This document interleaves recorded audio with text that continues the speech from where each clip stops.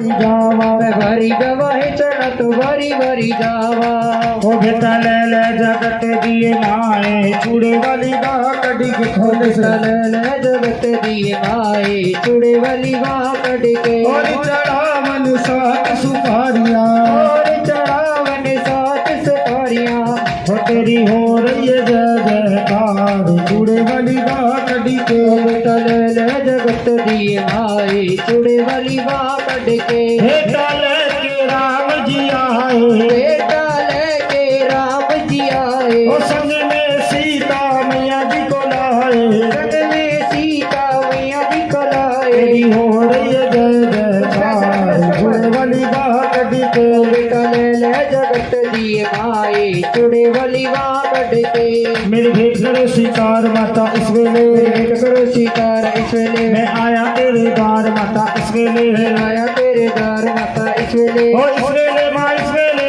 इस वेले माँ इस वेले इस वेले माँ इस वेले इस वेले माँ इस वेले मेरी भेंट करो स्वीकार माता इस वेले भेंट करो स्वीकार माता इस वेले बेटा लेके भोला जी आए बेटा राधा राधा नाम हो जाए सुबह राधा राजा राजा नाम हो जाए हरि की कुछ ऐसा इंतजार हो जाए ईश्वरी कुछ ऐसा इंतजाम हो जाए ओ श्री राधे श्री राधे राधे श्री राधे श्री राधे श्री राधे राधे श्री राधे ओ जब गिरते हुए मैंने तेरा नाम लिया है ओ जब गिरते हुए मैंने तेरा नाम लिया है गिरने न दिया तूने मुझे थाम लिया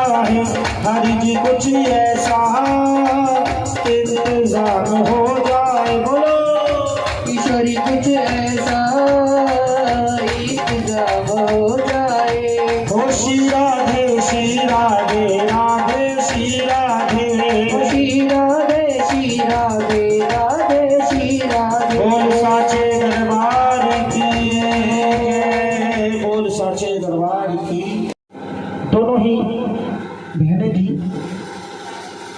एक बड़ी महलों की रानी और एक बड़ी महलों की नौकरानी जो बड़ी बहन थी उसका नाम था तारा छोटी का नाम था रुकमन जो बड़ी बहन थी तारा उस पर माँ की अपार कृपा थी बड़ी जानी जान थी और जो छोटी बहन थी ना रुकमन वो स्वभाव से थोड़ी चंचल थी उसको दीन दुनिया के बारे में तो कुछ पता नहीं था दिमाग से थोड़ी चंचल थी कहते सच्चे दरबार की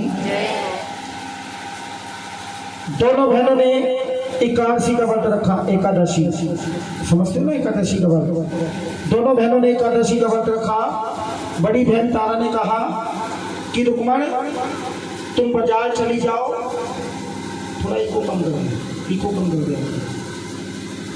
तुम बाजार चली जाओ बाजार से कुछ फलार खरीद के ले आओ प्रसाद खरीद के ले आओ 2 जगह ताकि हम अपना व्रत खोल सके इधर मैं पूजा की तैयारी करती हूँ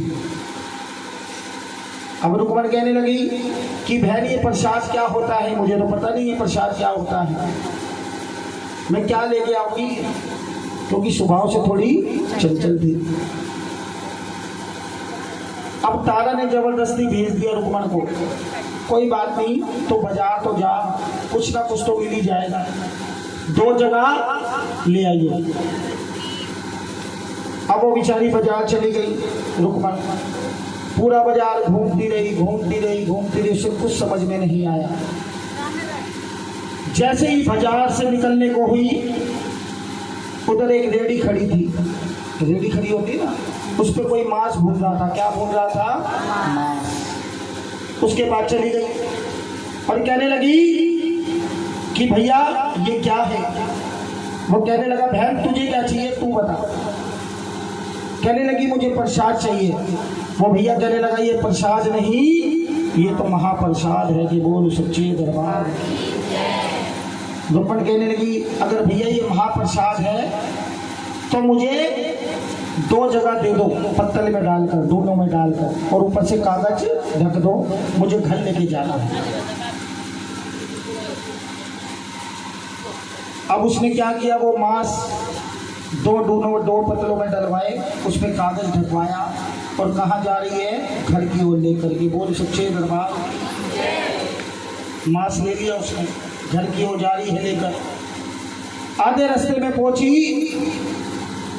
अब रुक्मण को लग गई भूख। रुक्मण ने देखा अंधेरा तो हो ही चुका है, सूरज अस्त हो ही चुका है, व्रत खोलने का टाइम तो हो ही चुका है।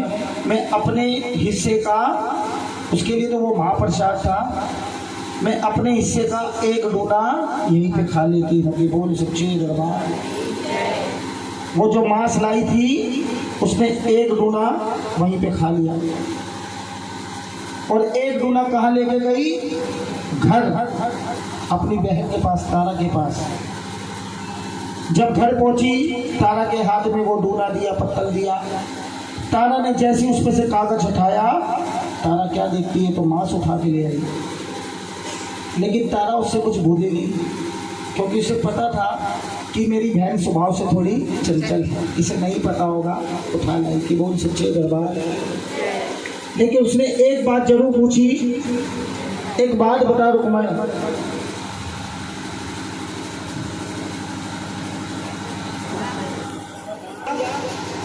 अब तारा ने जैसे उस पर से कागज हटाया तो क्या देखती है? तो मांस उठा के ले आई। लेकिन तारा उससे कुछ बोली नहीं, क्योंकि उसे पता था मेरी बहन स्वभाव से चंचल है। लेकिन तारा ने एक बात पूछी कि एक बात बता, मैंने तेरे से 2 जगह मंगाए थे, तो ये एक जगह क्यों लाई है? रुक्मण कहने लगी, मुझे भूख लग रही थी, व्रत खोलने का टाइम तो हो ही चुका था, मैंने अपने हिस्से का एक डूना वहीं पे खा लिया। कि बोल सच्चे दरबार की। इतनी सी बात बोली तो बड़ी बहन तारा को क्रोध आ गया कि हे नीच, एकादशी के दिन कोई चावल तो खाता नहीं, चावल खाता समझो कीड़े मकोड़े खाता है, तू मांस खा के आ गई। जा, मैं तुझे श्राप देती हूँ, जो तेरा अगला जन्म होगा वो कीड़े मकोड़े खाने वाली के रूप में होगा। कि बोल सच्चे दरबार की। श्राप मिल गया रुक्मण को। अब रुक्मण हाथ जोड़ के खड़ी होगी बड़ी बहन तारा के आगे। अब है तो है नहीं, तारा को भी तरस आ गया। तारा कहने लगी, देख तूने गलत काम किया, मैंने तुझे सजा दी, लेकिन तू मेरी छोटी बहन है। एक काम करती हूँ, जो तेरा अगला जन्म होगा वो कीड़े मकोड़े खाने वाली के रूप में होगा, लेकिन अगर तू अपने प्राणों की आहुति किसी अच्छे काम के लिए दे देगी तो तेरी श्राप से मुक्ति हो जाएगी। कि बोल सच्चे दरबार। अब रुक्मण का हुआ दूसरा जन्म। अब रुक्मण क्या बनी? ये तो कुछ और ही बोल रही हो। हाँ, अभी ये तो बिल्ली। अच्छा क्या बनी? बताओ तो सही। कहानी सुन के छिपकली बनी। छिपकली बनी। कह रहे सच्चे दरबार की। कीड़े मकोड़े कौन खाता है? छिपकली तो खाती है। श्राप यही तो मिला था कि जो तेरा अगला जन्म होगा वो कीड़े मकोड़े खाने वाली के रूप में हो। अब रुक्मण में छिपकली बन गई, दूसरा जन्म हुआ। एक पेड़ पे बैठी है जंगल में, पूरी कथा सुना रहा हूँ, ध्यान से सुन लो। एक पेड़ पे बैठी है जंगल में, ना तो किसी कुछ बोल सकती ना किसी कुछ कह सकती। कि बोल सच्चे दरबार। उसी जंगल के अंदर 5 पांडव, उनको भी श्राप मिला हुआ था, अज्ञातवास, जंगल जंगल भटकने का, वन वन भटकने का। उसी जंगल में रुक्मण छिपकली बन के बैठी है और उसी जंगल में पांडव भी भटक रहे हैं। कि बोल सच्चे दरबार की। अब 5 पांडव भटकते भटकते एक ऋषि मुनि के पास गए और कहने लगे, हे ऋषि मुनिवर, हमें श्राप मिला है अज्ञातवास का, जंगल जंगल भटकने का, वन वन भटकने का। इस श्राप से हमारी मुक्ति कैसे होगी? ध्यान दे लो। पैर में दर्द हो रहा है, कुर्सी ले लो, वो पड़ी है, बैठ लो, कोई बात। अगर देखो कोई तकलीफ है तो कुर्सी का इस्तेमाल करो। ये कुर्सी मैंने इसलिए ले रखी है ताकि मैं आप सभी को देख सकूं, कथा सुना सकूं, नहीं तो मैं भी नीचे बैठता। कह रहे सच्चे दरबार की। अब बताओ कथा कहाँ छोड़ी थी? ताली बजाओ उनके लिए। खजाना दे भाई इनको, खजाना दे।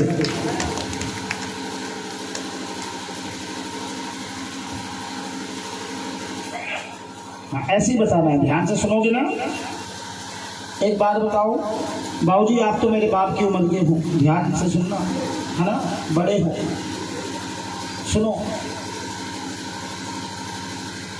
अगर माँ को एक रात का चैन अर्पण करोगे, कथा सुनोगे ना, तो कल से अपनी जिंदगी देखना कैसी होगी।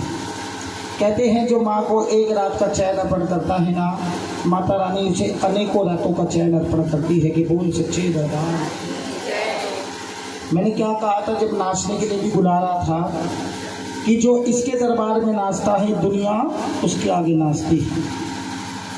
अब हम ही देख लो, हम रोज इसके दरबार पे नाचते हैं और दुनिया हमारे आगे नाचती है नहीं नाचती? ये बताओ, नाचती है ना? कह रहे सच्चे दरबार की।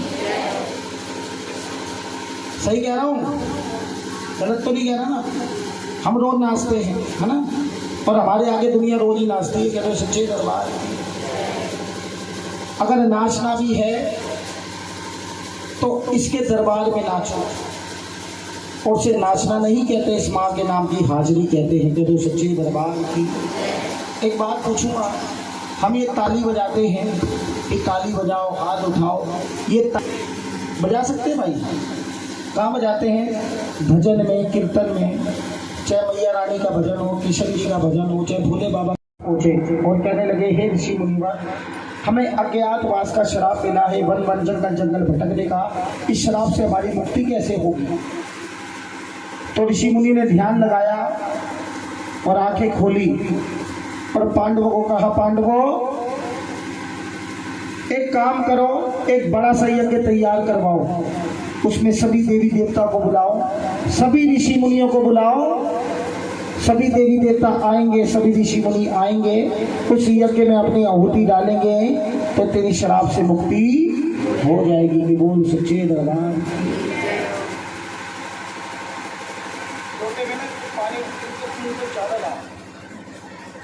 नहीं नींद आ रही है क्योंकि माता रानी परीक्षा लेती है इस टाइम। कह रहे सच्चे प्रभात का समय उतर गया।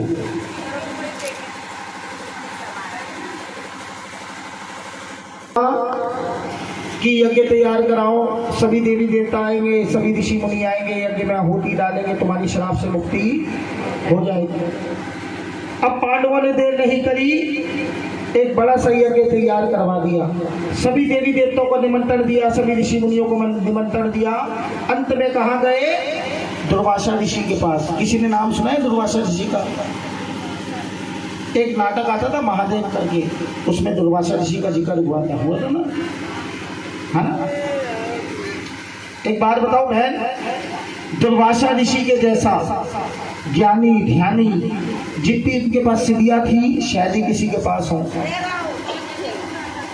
हाँ, वो बहुत ज्ञानी ध्यानी थे, लेकिन उनमें एक ही कमी थी, उन्हें गुस्सा बड़ी जल्दी आता था और घमंडी बहुत थे। कि बोल सच्चे दरबार की। अब पांडवों ने सब देवी देवताओं को निमंत्रण दे दिया, सभी ऋषि मुनियों को निमंत्रण दे दिया। अंत में कहाँ गए? दुर्वासा ऋषि के पास। अब दुर्वासा ऋषि के पास गए पांचों पांडव और कहने लगे, दुर्वासा ऋषि, हमने एक बड़ा सा यज्ञ तैयार करवाया है, सभी देवी देवताओं को बुलाया है, सभी ऋषि मुनियों को बुलाया है, आपने भी आना है और उस यज्ञ में अपनी आहुति डालनी है। कि बोल सच्चे दरबार। इतनी बात बोली, आ गया गुस्सा। अच्छा एक बात बताओ, तुम क्या कह रहे हो? सभी देवी देवताओं को बुलाया है, सभी ऋषि मुनियों को बुलाया है, तुम अंत में मेरे पास आए हो, सबसे बाद में मेरे पास आए हो, मुझे इतना गिरा हुआ समझ लिया। आ गया ना गुस्सा 2 मिनट में। जाओ, मैं तुम्हारे यज्ञ में नहीं आऊंगा। अब पांडव हाथ जोड़ के खड़े हो गए। ऐसा क्यों कर रहे हो ऋषि मुनिवर? जब पांडवों ने हाथ जोड़े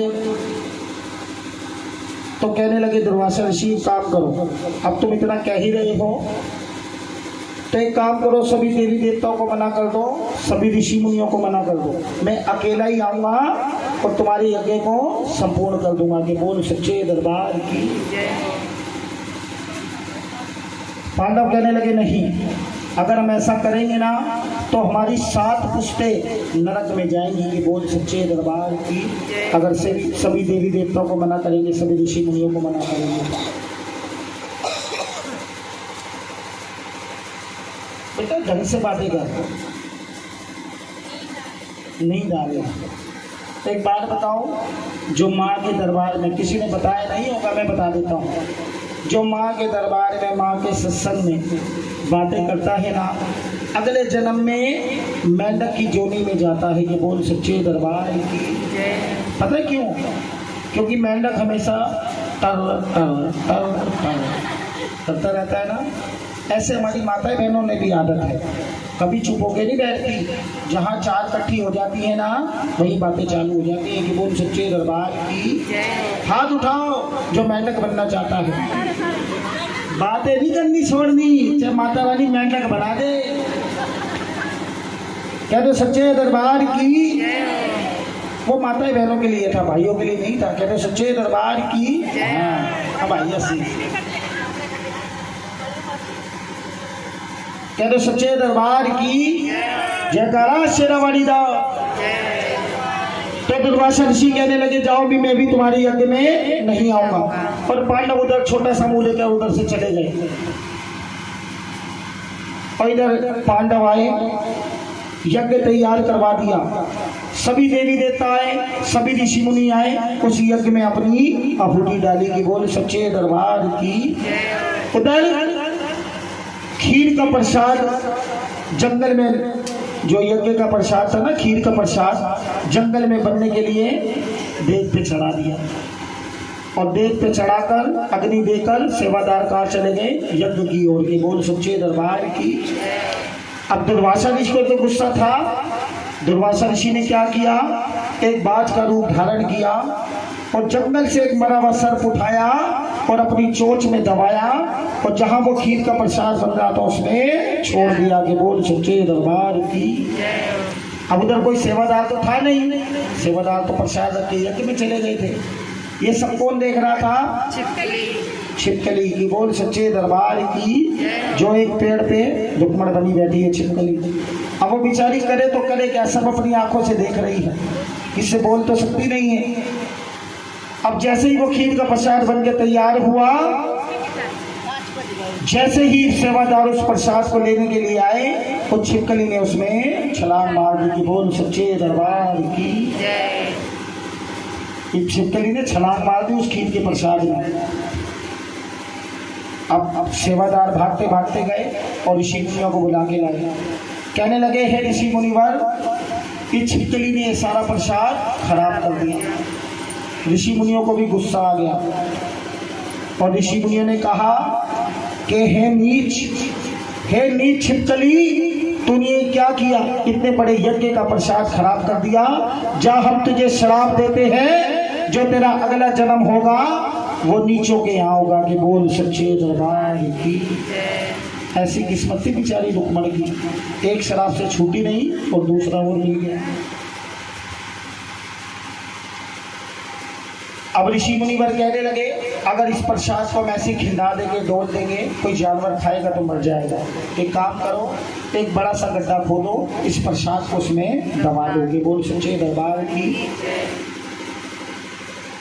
अब सेवादारों ने एक बड़ा सा गड्ढा खोदा, जैसे उस प्रसाद को उसमें पलटने लगे तो क्या देखते हैं? नीचे से निकलता है मरे हुए सांप का पिंजर। के बोल सच्चे दरबार की। ऋषि मुनि तो चौंक गए, कहने लगे ये छिपकली तो कोई पुण्य आत्मा थी जिसने हम सभी की जिंदगी बचा ली और हमने इसी को श्राप दे दिया।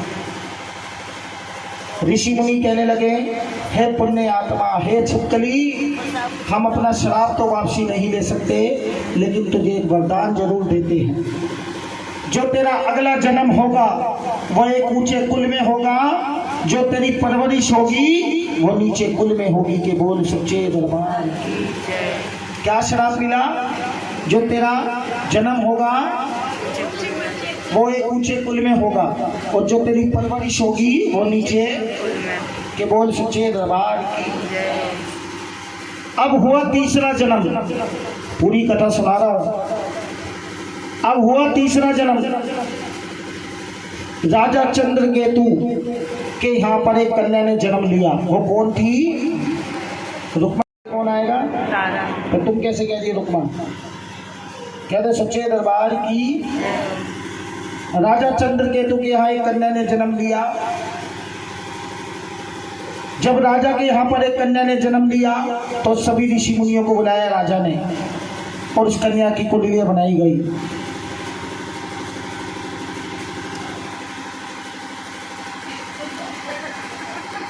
केतु के यहाँ पे एक छोटी कन्या ने जन्म लिया, और जब कन्या ने जन्म लिया राजा के यहाँ पर तो कुंडलियां बनाई गई। इसका क्या करना है? जहाँ अपना खजाना पड़ा होता है ना, बहुत सारे पैसे पड़े होते हैं, उस खजाने में इसको डाल दो, ठीक है?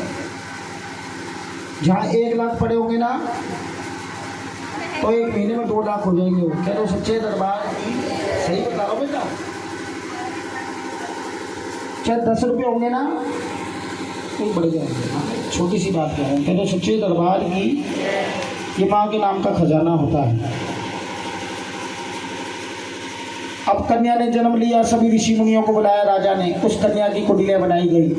जब कन्या की कुंडली बनाई ऋषि मुनियों ने, तो राजा के पास गए और कहने लगे कि राजा, ये तुम्हारे कुल के अंदर जो कन्या आई है, तुम्हारे कुल को बहुत आगे ले जाएगी, तुम्हारे कुल का नाम रोशन करेगी। कि बोल सच्चे दरबार की।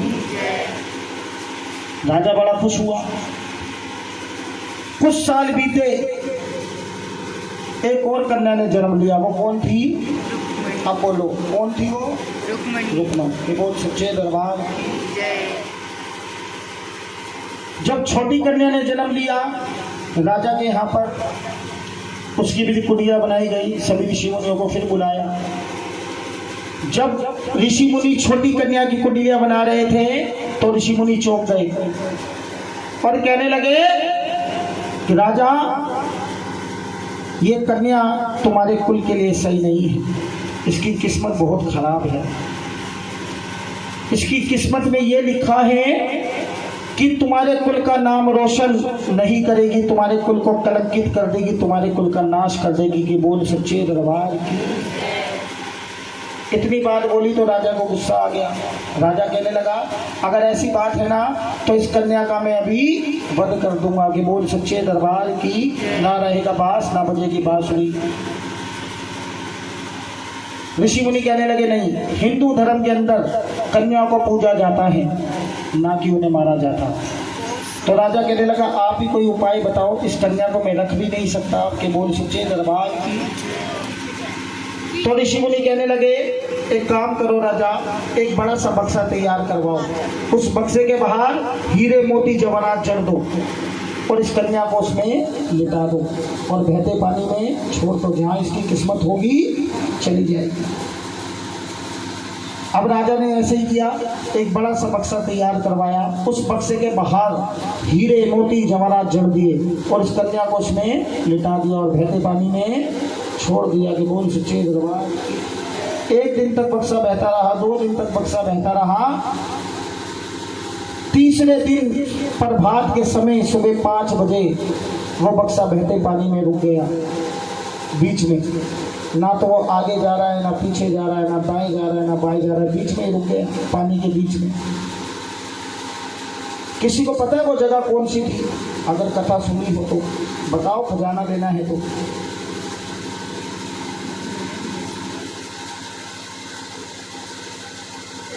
नहीं पता?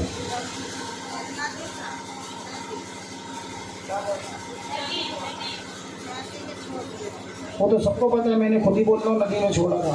बहते पानी में नदी होती है। जगह का नाम चलो सच्चे दरबार की। मैं कह रहा हूँ जगह कौन सी थी वो नहीं पता। चलो मैं बताता हूँ, आगे से कोई पूछे तो बता देना। कोट कांगड़ा बड़ा प्रसिद्ध मंदिर है माँ का। कह दो ज्वाला मैया की। कोट कांगड़ा के अंदर है ज्वाला मैया का मंदिर। वहाँ वो बक्सा बहते पानी में बीच में रुक गया, ना तो आगे जा रहा है ना पीछे जा रहा है। कि बोल सच्चे दरबार की। उधर एक पंडित जी स्नान कर रहे थे, पंडित जी की नजर उस बक्से पे पड़ी। पंडित जी ने देखा इस बक्से के बाहर तो हीरे मोती जवाहरात जड़े, लेकिन पंडित जी इस बक्से को निकाल के कैसे लाए? पंडित जी को तैरना नहीं आता कि बोल सच्चे दरबार। पंडित जी ने इधर उधर नजर घुमाई, पंडित जी की नजर एक शूद्र पे पड़ी, जो नीची जाति के होते ना शूद्र, पंडित जी की नजर उस पे पड़ी। पंडित जी उसके पास गए और कहने लगे, हे शूद्र, इस बक्से को निकाल के ले आ। शूद्र कहने लगा, पंडित जी मैं बक्सा तो निकाल के ले आऊंगा, उसमें मेरा क्या फायदा है? पंडित जी कहने लगे, तू भी फायदे की बात कर रहा है। शूद्र कहने लगा, आजकल तो हर किसी को फायदा चाहिए, क्यों भाई साहब?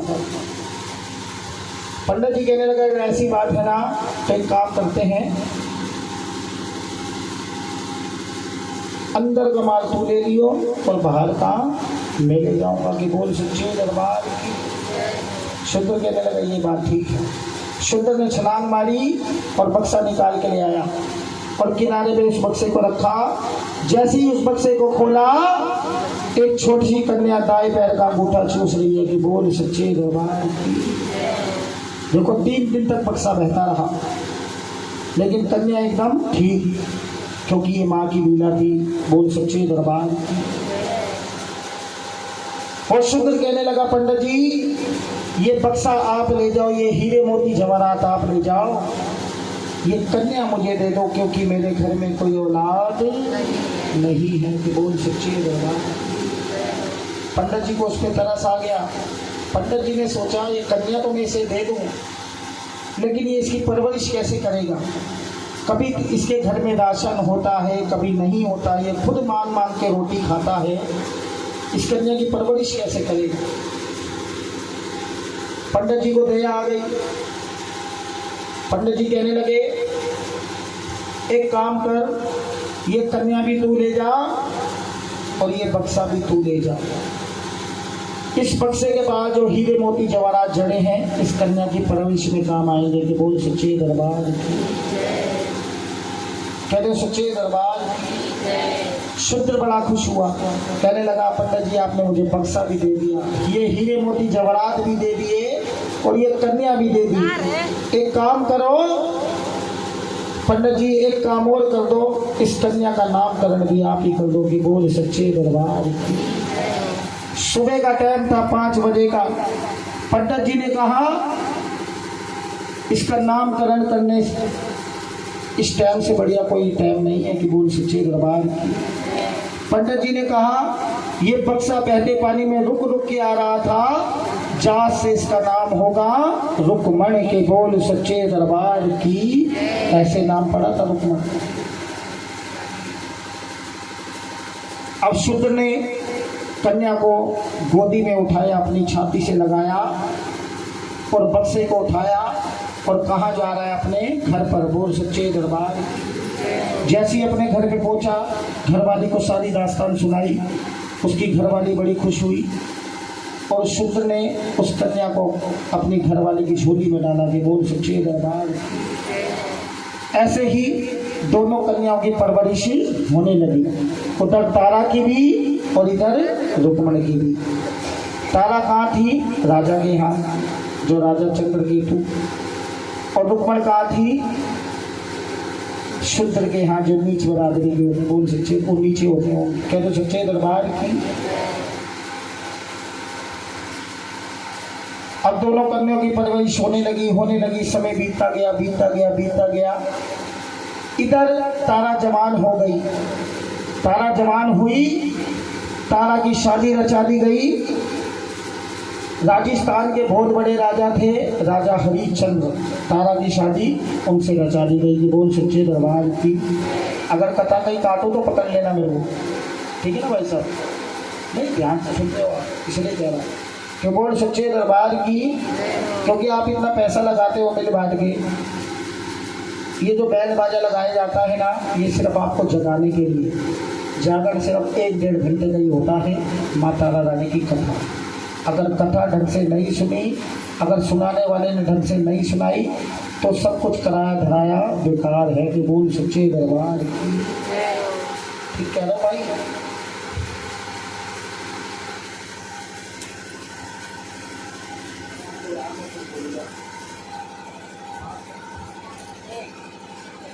कह दो सच्चे दरबार की। मुझे ही बता दो, मैं भूल गया कहाँ पे थे। हाँ, क्योंकि ना बाबूजी हम जगे हुए हैं ना, तो हमारे भी दिमाग अब काम। कितने दिन से जगे हो? एक ही रात जगे हो ना। आज हमें 15 दिन हो गए, नहीं श्राद्धों में भी काम था हमारे पास। आज हमें 15 दिन हो गए, 15 दिन से हम सोए नहीं। दिन में क्या, रात में क्या, माँ की जागरण जोगी कीर्तन करिए। भाई पहले के पीछे पैसा भी तो आप ही कमा रहे हो। ऐसे ही बोला था भाई। अच्छा, कह दो सच्चे दरबार की शादी राजा हरिश्चंद्र से रचा दी गई थी। बोल सच्चे दरबार की। राजस्थान के बहुत बड़े राजा थे। कि बोल सच्चे दरबार की। तारा की शादी को 1 साल बीता। तारा के घर में एक सुंदर बालक ने जन्म लिया। बेटा भी सुंदर था और उसका नाम भी सुंदर ही पड़ा। कि बोल सच्चे दरबार की। तारा के पति का क्या नाम था? राजा हरिश्चंद्र। और तारा के बेटे का क्या नाम था? सुंदर। के बोल सच्चे दरबार की। ये बात, पानी छीन नहीं हो, पिला रही हो। समय बीतता गया। इधर रुक्मण भी जवान हो गई। सुनो, इधर रुक्मण भी जवान हो गई। अब रुक्मण की भी शादी रचा दी गई। जिस बिरादरी में वो पली बड़ी, उसी बिरादरी में देखकर रुक्मण की भी शादी रचा दी गई थी। बोल सच्चे दरबार की। अब रुक्मण की शादी को हो गए 4 साल, लेकिन उसके घर में कोई औलाद नहीं होती थी। कि बोल सच्चे दरबार। सारा दिन बेचारी परेशान रहती रुक्मण, सोचती रहती। एक दिन रुक्मण की सास की तबीयत खराब हो गई। रुक्मण की सास ने कहा कि रुक्मण आज तुम बाजार चली जाओ, बाजार से सब्जी तरकारी खरीद के ले आओ। आज मेरी हिम्मत नहीं है बाजार जाने की। कि बोल सच्चे दरबार की। अब रुक्मण बाजार गई, बाजार से सब्जी तरकारी खरीदी। जब सब्जी तरकारी खरीद के घर की ओर आ रही थी, तो रास्ते में रुक्मण को एक जगह भीड़ लगी दिखी। अब रुक्मण उन्हीं के पास पहुंच गई, खड़ी हो गई, देखने लगी। उधर माँ के सेवादार, जहाँ भीड़ लगी थी ना, उधर माँ के सेवादार माँ की जय जयकार कर रहे थे। पहले के ज़माने में मूर्तियाँ नहीं होती थी, सिर्फ माँ की जोत जगाई जाती थी। कि बोल सच्चे दरबार की। उधर माँ के सेवादार माँ की जोत जगाकर माँ की जय जयकार कर रहे थे। जरा हाथ उठाओगे कुर्सी से, और मिलकर ताली बजाकर माँ की जय जयकार हो रही थी। जरा जोर से बोलो, और सारे बोलो, माँ शेर पे चढ़ के आजा, माँ शेर पे चढ़ के तू किसी बहाने आजा, तू किसी बहाने हो। आना जी आना, मेरी मैया जल्दी आना। आना जी आना, मेरी मैया जल्दी आना। सच्चे मन से, सच्ची लगन से तुझको बुलाऊं मैया, तुझको बुलाऊं। सच्चे मन से, सच्ची लगन से तुझको बुलाऊं मैया, तुझको बुलाऊं। ज्योत जगा के तुझको बिठा के तुझको निहारूं मैया, तुझको निहारूं। ज्योत जला के तुझको बिठा के तुझको निहारूं मैया, तुझको निहारूं। माँ किसी बहाने आ जा, माँ किसी बहाने आ जा, सबका बेड़ा पार लगा जा, सबका बेड़ा पार लगा जा। हो आना जी आना, मेरी मैया जल्दी आना। आना जी आना, मेरी मैया जल्दी आना। बोल सच्चे दरबार।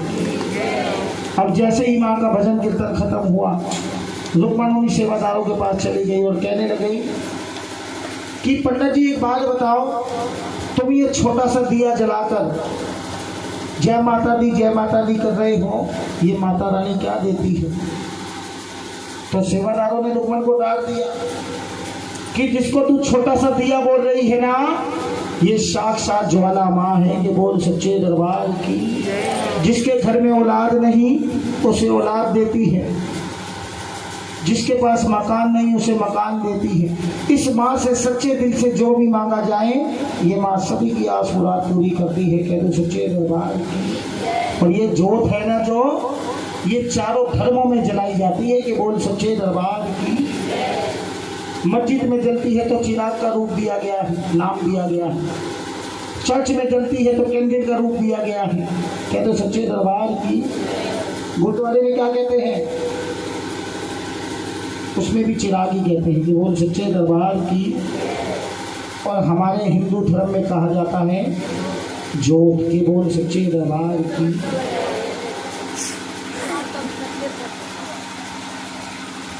कहते हैं सच्चे दरबार की। तो रुक्मण से कहने लगे सेवादार, अगर तूने भी कुछ मांगना है तो इस माँ के आगे अरदास कर, इस माँ के आगे अरदास कर, सच्चे दिल से मांग। ये मेरा दावा है, तेरी जो भी आस मुराद होगी ये माता रानी पूरी करेगी कि बोल सच्चे दरबार की। अब रुक्मण ने माँ के आगे अरदास करी, माँ कि मेरे घर में एक औलाद दे दे, मेरे घर में एक फूल खिला दे, मैं तेरे नाम का जागरण कराऊंगी कि बोल सच्चे दरबार की। क्या कहा रुक्मण ने, मेरे घर में एक औलाद दे दे, मेरे घर में एक फूल खिला दे माता रानी, मैं तेरे नाम का जागरण कि बोल सच्चे दरबार की। ये तीसरी अरदास है, ये रुक्मण ने अपने बेटे के लिए मांगी थी। ठीक है, ये महंतों की अरदास होती है, ठीक है ना। सभी कराएं जिसके जो भी मन में हो, नाम नहीं बताना है इसमें, मेरे हाथ में अरदास देनी है और चुपचाप वहाँ पर मत्था टेकना है और जो मांगना है इस माँ से मांगना है। कह दो सच्चे दरबार की, पहले आप कराओ। मेरे घर में औलाद दे दे, मेरे घर में फूल खिला दे, मैं तेरे नाम का जागरण कराऊंगी कि बोल सच्चे दरबार की। और माँ से रोते रोते फरियाद कर दी, अरदास कर दी, माँ के पूजा कंज का मैं लोकड़ा बनावा, के माँ मैनू लाल बख्श दे, के माँ मैं भी किसे दी कहावा, के माँ मैं भी किसे दी कहावा, के माँ मैनू लाल बख्श दे, बोल सच्चे दरबार की। रोते रोते माँ के आगे फरियाद करिए कि माँ मेरे घर में औलाद दे दे, मैं तेरे नाम का जागरण कराऊंगी कि बोल सच्चे दरबार। अब रुक्मण ने माँ के आगे अरदास करी। बीता रुक्मण के घर में एक सुंदर बालक ने जन्म लिया कि बोल सच्चे दरबार की। ये होती है माँ। अगर माँ से सच्चे दिल से मांगा जाए ना भाई साहब, तो माँ अपने बच्चों को कभी खाली नहीं मोड़ती। कहते हैं कि फूल भी ना मांगती, हार भी ना मांगती, माँ तो बस अपने बच्चों का प्यार मांगती कि बोल सच्चे दरबार की। अब रुक्मण के घर में एक सुंदर बालक ने जन्म लिया। अब रुक्मण बेटे के मोह प्यार में ऐसी खो गई, इंसान जो है कभी नहीं सुधर सकता, क्योंकि मैंने ऐसा खो गई कि बेटा 5 साल का हो गया, माँ का जागरण कराना ही भूल गई कि बोल सच्चे दरबार। कहते हैं माँ काली भी है और माँ दुर्गा भी है और माँ लक्ष्मी भी है कि बोल सच्चे दरबार की। अगर बच्चे कोई गलती करे तो माँ सबक सिखाना जानती है। अब माँ ने लीला रचाई, रुक्मण के बेटे की तबीयत खराब हो गई, बेटा 5 साल का हो गया लेकिन जागरण नहीं कराया। अब माँ ने लीला रचाई, रुक्मण का बेटा 5 साल का जब हुआ तो माँ ने लीला रचाई, बेटे की तबीयत खराब हो गई, बेटा ऐसा हो गया रुक्मण का सूख के काटा, अब गया और अब गया। कोई वैद्य कोई हकीम किसी की दवाई नहीं लग रही थी। बड़ी परेशान रुक्मण, करे तो करे क्या, सारा दिन रोती रहती, सोचती रहती, करूं क्या, कहीं से आराम नहीं पड़ रहा। रुक्मण के मन में एक दिन ख्याल आया कि मैं वहीं जाती हूँ जहाँ से बेटा मांग के आई थी कि बोल सच्चे दरबार। रुक्मण वहीं पहुँच गई, उधर माँ की जय जयकार हो रही थी। रुक्मण दूर खड़ी होकर माँ के आगे फरियाद कर रही थी और मन मन में माँ को कह रही थी, माँ अगर ये बेटा मुझसे छीनना ही था तो ये बेटा मुझे दिया ही क्यों कि बोल सच्चे दरबार। इतनी बात मन में कह रही है रुक्मण उस माँ से। अब इतनी बात कहकर रुक्मण जब घर में आई, रोते रोते सोचते सोचते रुक्मण की आंख लग गई, रुक्मण को नींद आई। रुक्मण को जैसी नींद आई, रुक्मण को माँ ने सपने में आके दर्शन दिए कि बोल सच्चे दरबार की। जब रुक्मण को नींद आई तो माँ ने रुक्मण को सपने में आके दर्शन दिए और माँ कहने लगी, रुक्मण तूने क्या कहा था कि अगर मेरे घर में एक औलाद दे दे मैं तेरे नाम का जागरण कराऊंगी, तूने कराया और तू मुझे इतना कुछ बोल के आ गई आज। ये सपने में बात हो रही है रुक्मण और माँ की। अब जैसे ही सवेरे रुक्मण की नींद खुली, रुक्मण ने ना आओ देखा ना ताओ देखा, भागती भागती उन्हीं सेवादारों के पास गई और कहने लगी, मुझे माँ का जागरण कराना है। ये जागरण कैसे होता है कि बोल सच्चे दरबार की। क्योंकि बेटे का मामला था। अब सेवादार कहने लगे, रुक्मण एक काम करो, तुम्हारा जागरण आज ही हो जाएगा, लेकिन तुम्हें एक काम करना होगा। घर जाना, सबसे पहले घर जाना, घर में एक कपड़ा लेना, उसमें थोड़े चावल डालना और थोड़ी हल्दी डालना और चावलों को उस हल्दी के रंग में रंग लेना और घर का एड्रेस, आज की तारीख, आज ही कराना है जागरण। कहने लगी हाँ, आज की तारीख, घर का एड्रेस उसमें डालकर एक चिट्ठी में और उस कपड़े के अंदर डाल देना और एक टका डाल देना। उस समय नोट नहीं होते थे, टका होता था। एक टका डाल देना, वो बांध कर अपने मत्थे से लगाकर, अपने परिवार के मत्थे से लगाकर, हमारी महारानी, हमारे मंडल की एक मंत्र है महारानी तारा, उसको दे के आओ, तुम्हारा जागरण आज ही हो जाएगा। उसको बोलते हैं डल। क्या बोलते हैं? जो लेके गया था ना मैं, डल, उसको बोलते हैं डल। एक बारी डल दे दिए जाएं, जो उस डल में तारीख लिखी है ना, जागरण उसी तारीख को होगा। चाहे आंधी है, चाहे तूफान है, चाहे काली घटा छाए, जागरण कैंसिल नहीं होगा, जागरण उसी तारीख को होगा। कि बोल सच्चे दरबार की। ये होता है डलों का महत्व। अगर आप किसी में से जागरण नहीं करा पाए तो हमें जरूर बताएं। अगर आप नहीं बताओगे, अगर आपने एक बारी दल दे दिए और जागरण नहीं कराया तो घर की सारी काया उलट जाती है। कि बोल सच्चे दरबार की। ध्यान रखना ये बात, करो सच्चे दरबार की। अगर आप हमें बता दोगे कि हमारे घर में कोई ऐसी वारदात हो गई, हम जागरण नहीं करा पाएंगे, तारीख आगे बढ़ानी है, तो उस डल का हम पता क्या करते हैं, जमुना जी पे जाते हैं, सारी रात माँ के भजन कीर्तन करते हैं और जब सुबह होती है उस डल को जमुना में प्रवाह करते हैं। कि बोल सच्चे दरबार की। कहते सच्चे दरबार की जयकारा शेरावाड़ी दा, बोल साचे दरबार की। हाँ हाँ, अब नहीं पी तुम्हारी आवाज, पानी पी लो।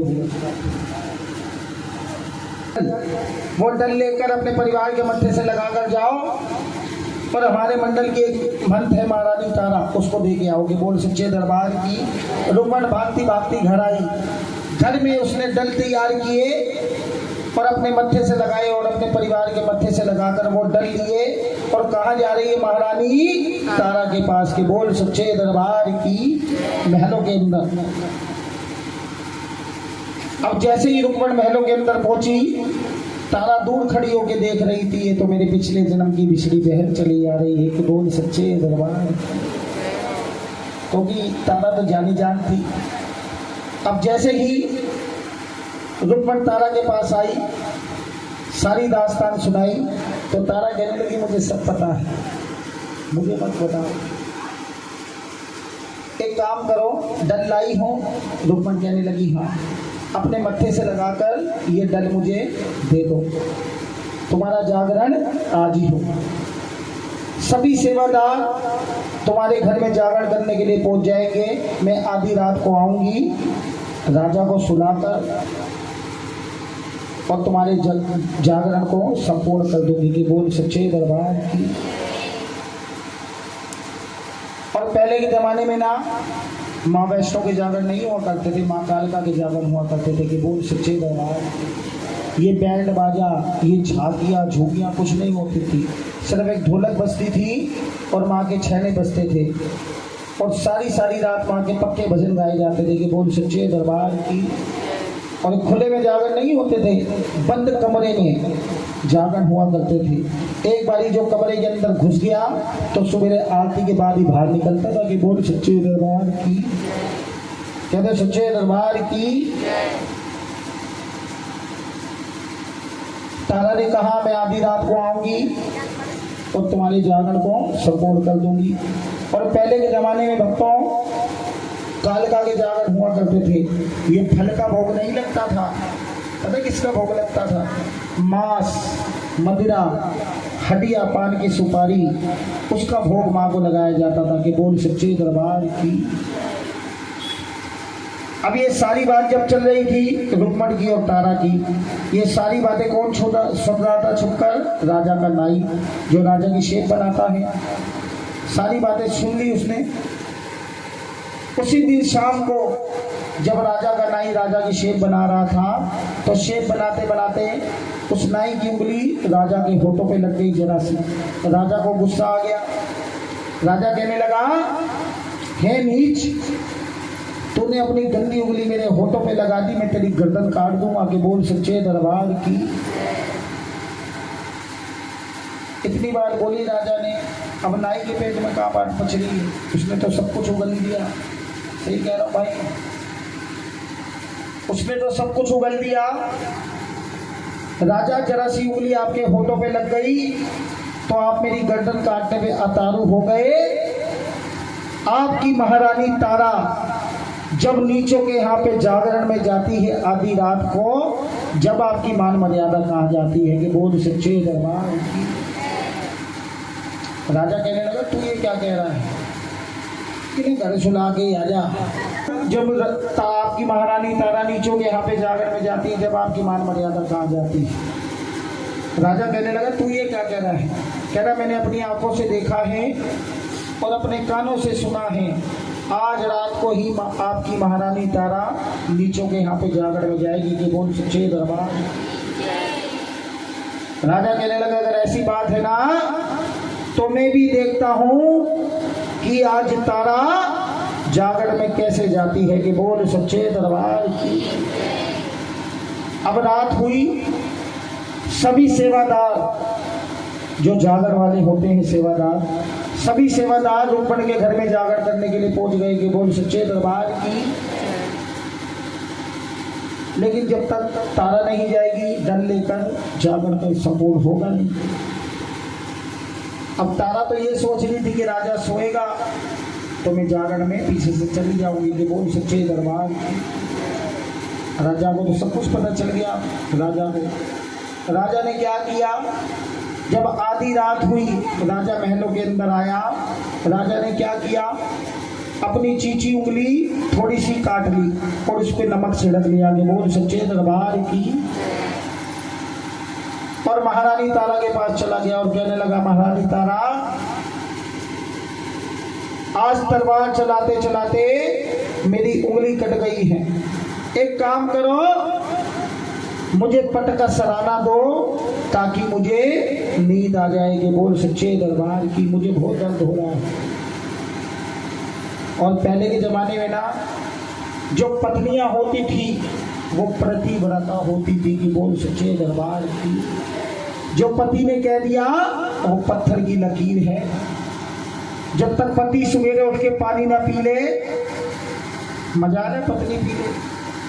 चाहे पति 12 बजे उठे, 1 बजे उठे सवेरे, दोपहर को, पत्नी 4 बजे उठती थी, लेकिन जब तक पति पानी नहीं पीता था सवेरे उठकर, मतलब पत्नी नहीं पीती थी कि बोल सच्चे दरबार की। और आजकल की कैसी है, और लोरी गा के सुना रही है, बहुत रात बीती चलो मैं सुला दूं, पवन छेड़े सरगम में लोरी सुना दूं। तुम्ही मेरे मंदिर, तुम्ही मेरी पूजा, तुम्ही देवता हो, तुम्ही देवता। कह दो सच्चे दरबार की। आजकल का पति कहने लगे कि भाग्यवान, मुझे नींद नहीं आ रही, मुझे लोरी गा के सुना देगी आजकल की पत्नी? कभी नहीं सुना सकती। कह दो सच्चे दरबार की। वो तो पलंग से और धक्का मारेगी। कितनी बातें करती हो तुम दोनों। माँ को याद किया कि माँ अगर आज मैं जागरण में नहीं गई तो ये मेरी हार नहीं तेरी हार होगी। कि बोल सच्चे दरबार की, सच्चे दरबार की।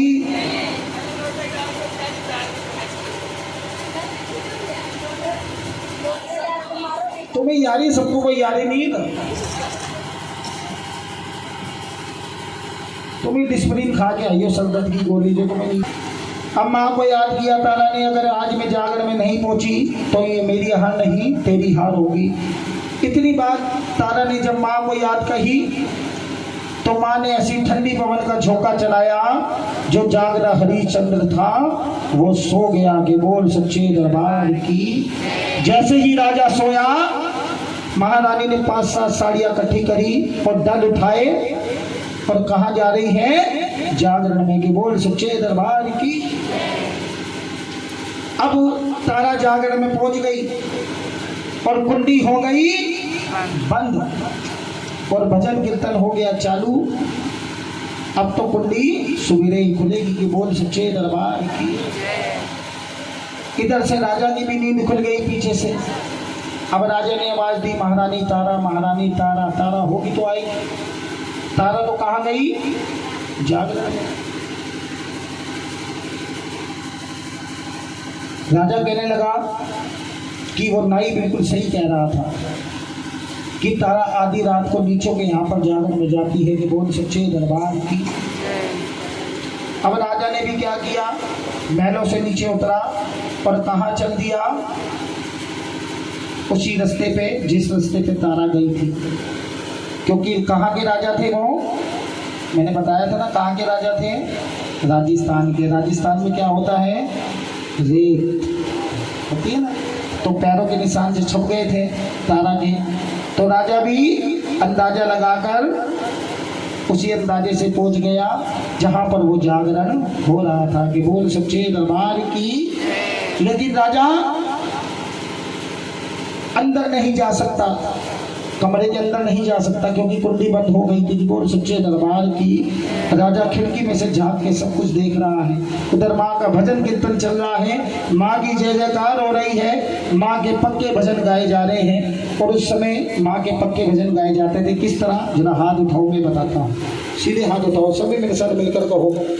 मैं तेरा भजन करा महारानी, मैं तेरा भजन करा महारानी। ओ भजन करा महारानी तेरा, भजन करा महारानी। भजन करा महारानी तेरा, भजन करा महारानी। ओ भजन करा महारानी तेरा, भजन करा महारानी। भजन करा महारानी तेरा, भजन करा महारानी। दुर्गा लक्ष्मी अम्बे काली, दुर्गा लक्ष्मी अम्बे काली। दया करो माँ आदि भवानी, दया करो माँ आदि भवानी। मेरी बिगड़ी आज बना दे, मैं तेरा भजन करा महारानी। मैं तेरा भजन करा महारानी। ओ भजन करा महारानी तेरा, भजन करा महारानी। भजन करा महारानी तेरा, भजन करा महारानी। बोल सच्चे दरबार की। अब जैसे ही माँ की जय जयकार खत्म हुई, निकल गया सूरज, कथा भी होने वाली खत्म। कह रहे सच्चे दरबार की।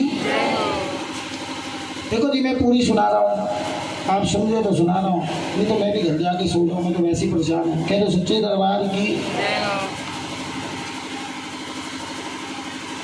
अब जैसे ही माँ की जय जयकार खत्म हुई, राजा खिड़की में से झांक के सब देख रहा था। जैसे ही माँ की जय जयकार खत्म हुई, माँ की मंगल आरती हुई, तारा की गोद भरी गई। जब प्रसाद गोद भरते हैं ना, प्रसाद गोद भरी गई। तारा की गोद में क्या डाला? पहले किसका भोग लगता था? मैंने बताया था ना, मांस, मदिरा, हदिया, पान की सुपारी। तारा की गोद उससे ही भरी गई। कि बोल सच्चे दरबार की। तारा की गोद में डाला मांस, मदिरा, ये सब कुछ डाला गया, तारा की गोद भरी गई। कि बोल सच्चे दरबार की। अब जैसे ही कुंडी खुली, तारा बाहर निकलने को हुई, राजा गेट में ही खड़ा है नंगी तलवार लेके कि बोल सच्चे दरबार की कि तारा आज या तो तू नहीं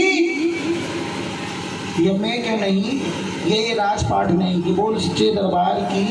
वो बेचारा कह जाएगा, कह दो सच्चे दरबार की कि आज या तो तू नहीं या ये राजपाट नहीं, मैं तेरी सारी बातें बाद में सुनूंगा, पहले ये बता कि तेरी गोद में क्या है। तारा कहने लगी मेरी गोद में मेरी माँ का प्रसाद है।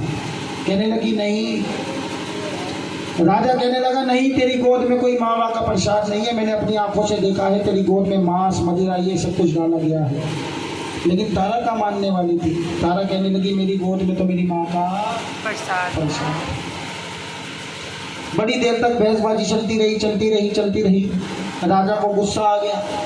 राजा ने तारा की गोद पे जैसे ही झपट्टा मारा, जो मांस मदिरा का प्रसाद था वो मटक मेवा प्रसाद बन गया, पंच मेवे का प्रसाद बन गया कि बोल सच्चे दरबार की। अभी बांटा था ना पंच मेवे का प्रसाद, 5 तरह के थे ना उसमें, गोला, किशमिश, बादाम का। से एक बारी बोलो दोबारा, बोल सच्चे दरबार की। इसीलिए पंचमेवे का मटक मेवे का प्रसाद बांटा जाता है। अब राजा तो चौंक गया। राजा ने अपनी आंखों से देखा था इसकी गोद में जो मांस मदिरा ये सब कुछ डाला गया था, ये मटक मेवा प्रसाद कैसे बन गया, पंचमेवे का प्रसाद कैसे बन गया। राजा कहने लगा तारा तू तो कोई जादूगरनी है, मैंने अपनी आंखों से देखा था तेरी गोद में मांस ये सब कुछ डाला गया था, ये मटक मेवा पंचमेवा प्रसाद कैसा बन गया।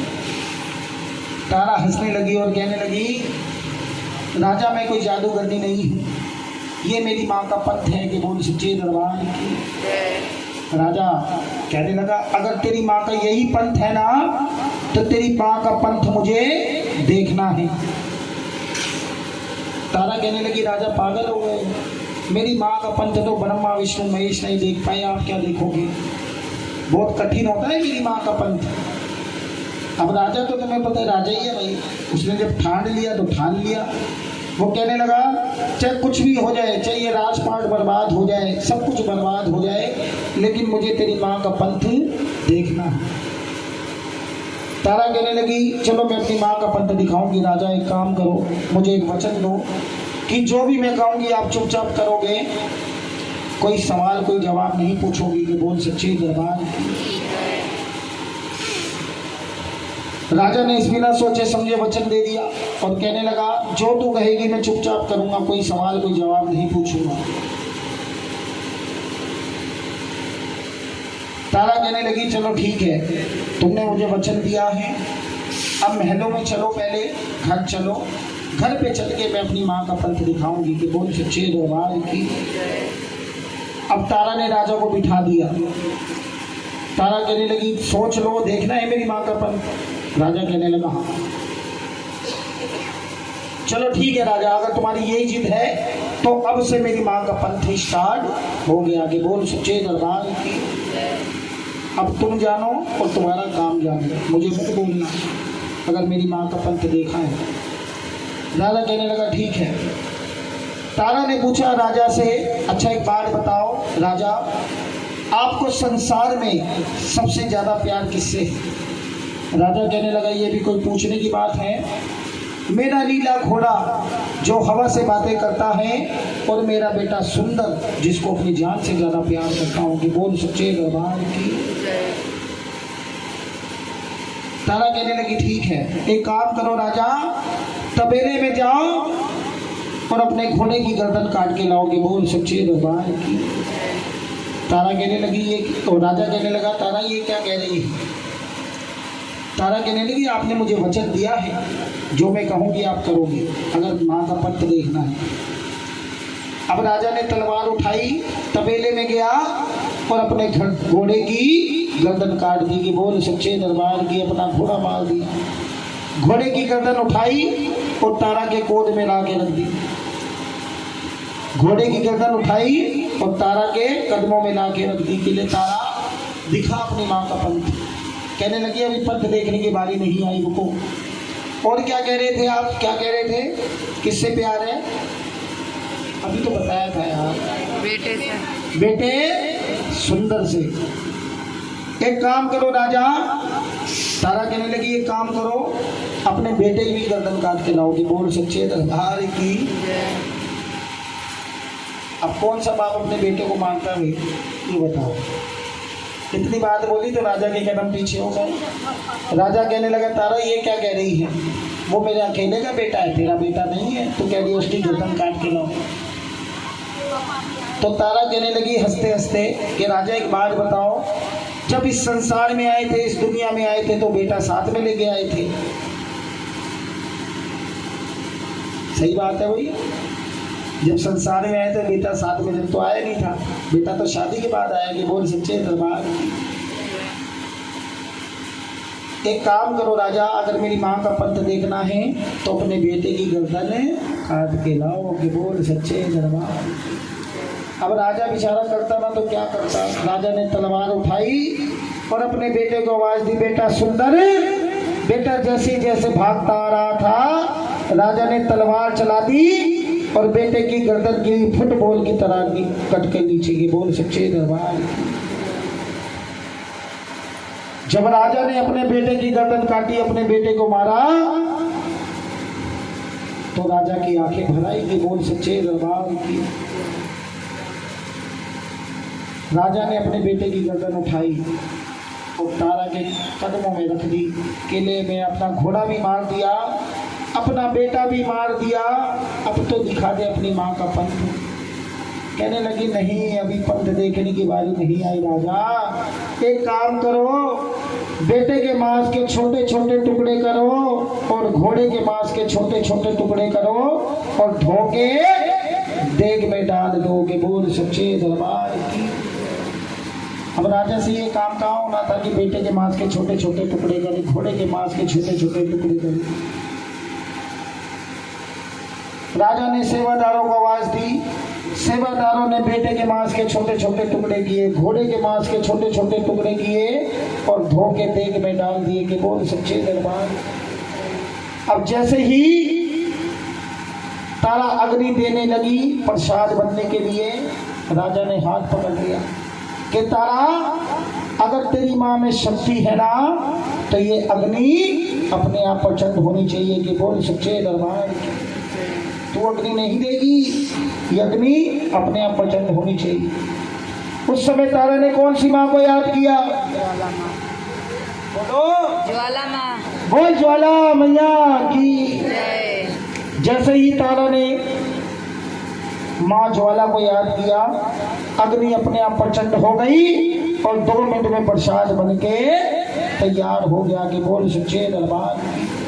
राजा कहने लगा तारा, अब तो प्रसाद भी बन गया, अब तो अपनी माँ का पंथ दिखा दे। तारा कहने लगी मैंने पहले ही कहा था ना कि बहुत होता है मेरी माँ का पंथ कठिन, आप माने नहीं, अभी पंथ नहीं दिखाऊंगी। एक काम करो, मैलों से 5 थाल मंगवाओ। कितने थाल मंगवाओ? और 5 थालों में इस प्रसाद को सजा दो और ऊपर से अलग अलग कपड़ा ढक दोगे। बोल सच्चे दरबार की। राजा ने ऐसे ही किया, मैलों से 5 थाल मंगवाए, 5 थालों में उस मांस के प्रसाद को सजा दिया और ऊपर से अलग अलग कपड़ा ढक दिया। कि बोल सच्चे दरबार की। 5 थालों में जब प्रसाद को सजाया, तारा ने पहला थाल उठाया और माँ को भोग लगाया। कि बोल सच्चे दरबार की। और दूसरा थाल तारा ने फिर उठाया और उस प्रसाद को तारा ने खुद खाया। कि बोल सच्चे दरबार की। और तीसरा थाल तारा ने जब उठाया, राजा को दे दिया कि राजा ये प्रसाद अब तुम खाओगे। बोल सच्चे दरबार की। राजा जैसे ही उस प्रसाद को खाने लगा, बेटे की कटी चींची उंगली राजा के दांतों के नीचे आ गई। कि बोल सच्चे दरबार की। राजा लगा फूट फूट के रोने के तारा मोहे पुतारी वियोग ना भाई। के तारा रानी महारानी तारे कारण मर गए राजा दशरथ, तेरा राम वनवास को जाए, तारा मोहे पुत्री वियोग ना पाए। फूट फूट के रो रहा है राजा और उस प्रसाद को खा रहा है कि बोल सच्चे दरबार की। तारा ने देखा भाई अब राजा का घमंड चूर चूर हो चुका है, अब माँ का पंथ दिखा देना चाहिए कि बोल सच्चे दरबार की। कितनी थालों में प्रसाद को सजाया था? पहला भोग किसको लगाया? दूसरा तारा ने खाया और तीसरा थाल राजा ने खाया। बाकी कितने बचे? दो। तारा ने चौथा थाल उठाया और राजा के हाथों में दे दिया कि राजा ये चौथा थाल लो और तबेले में जाओगे, बोल सच्चे दरबार की। राजा ने चौथा थाल उठाया, जैसे ही तबेले में गया क्या देखता है कि घोड़ा बिल्कुल जिंदा खड़ा है कि बोल सच्चे दरबार की। अब जैसे ही राजा ने चौथे थाल में से कपड़ा हटाया, जो मांस का प्रसाद था वो चने बन गए। घोड़े को क्या पसंद है?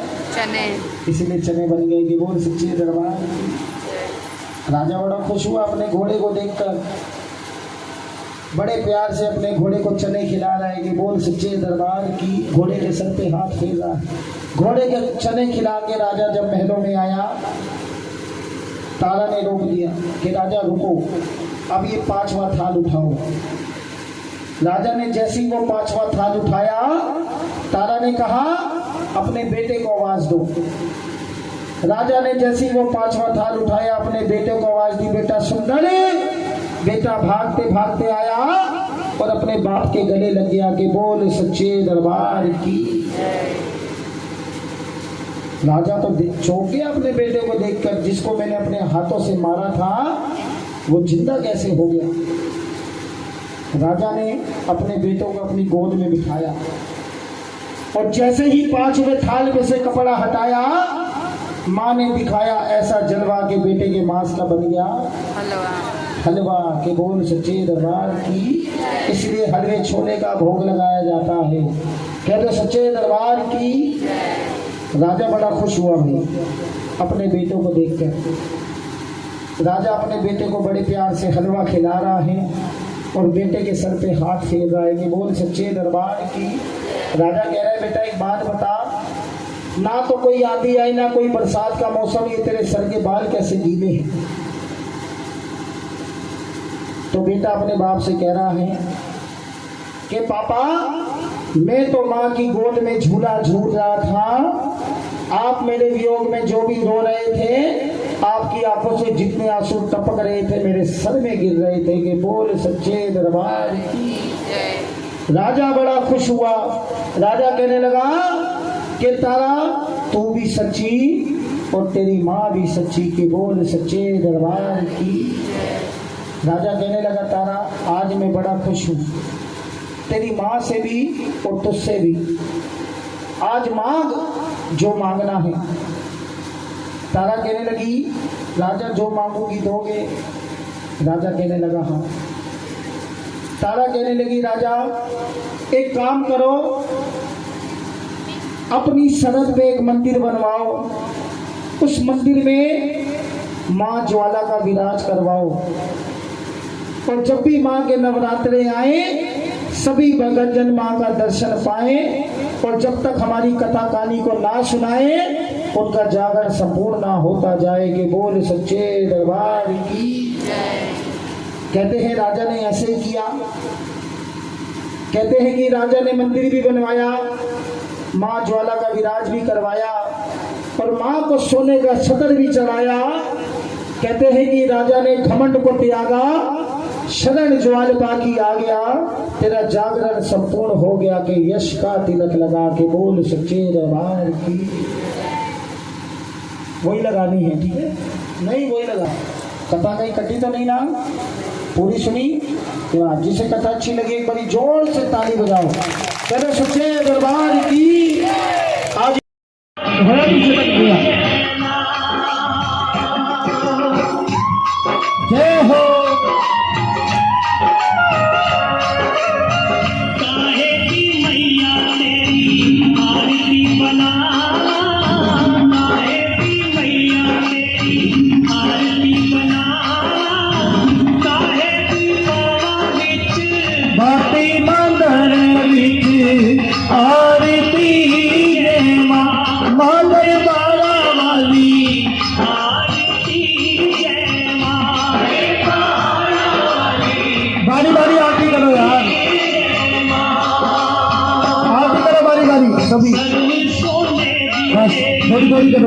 आरती बनावा सर्व सोने दी तेरी आरती बनावा अग्नि कपूर पावा माटी मंदर विच आरती जय मां हो मंगल मंगलवादी आरती जय मां बारी बारी करो फटाफट थोड़ी थोड़ी आरती सब करो सबको मौका मिलना चाहिए जय हो